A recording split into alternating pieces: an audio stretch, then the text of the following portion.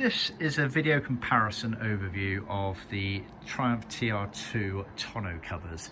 For the TR2s, they had two lengths of tonneau, as you can see here. So we've got the dark blue one, which is the commonly seen version and is also completely applicable to the TR3 and TR3A range, which is shorter in this video. As you can see, they're both left-hand drives. Then the one underneath is an off-white Everflex version, which is the rarer, longer version. So all we've done is literally made up two for customers, and we've just put the blue on top of the beige. It matches up, sorry, the off-white. It matches up all the way around, apart from on this front edge here, as you can see. And the reason for that, on the early TR2s, they had different fixing locations for the male fixings on the car.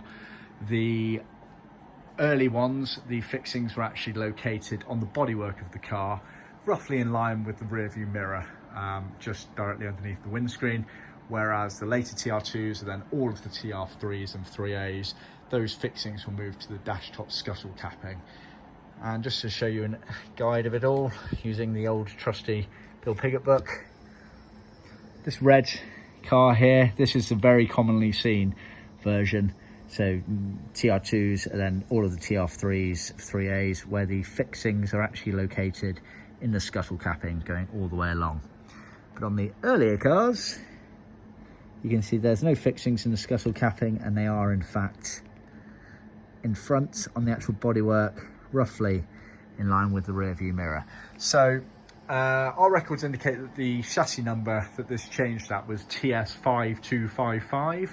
But the easiest way of telling is just look where the male fixings are on your car and thus order accordingly. However, it's worth bearing in mind that if you've in the process of restoring the car, or it has been restored in the past, if it's been completely stripped down and repaired and painted, etc., the original fixing locations may have been covered over on the bodywork, and they may have inadvertently just put them in the scuttle capping, because they know no better, effectively, if they're restoring the car and they don't know the ins and outs of exactly what the changes were. So it's always worth bearing that in mind if your car does fall within that chassis number range.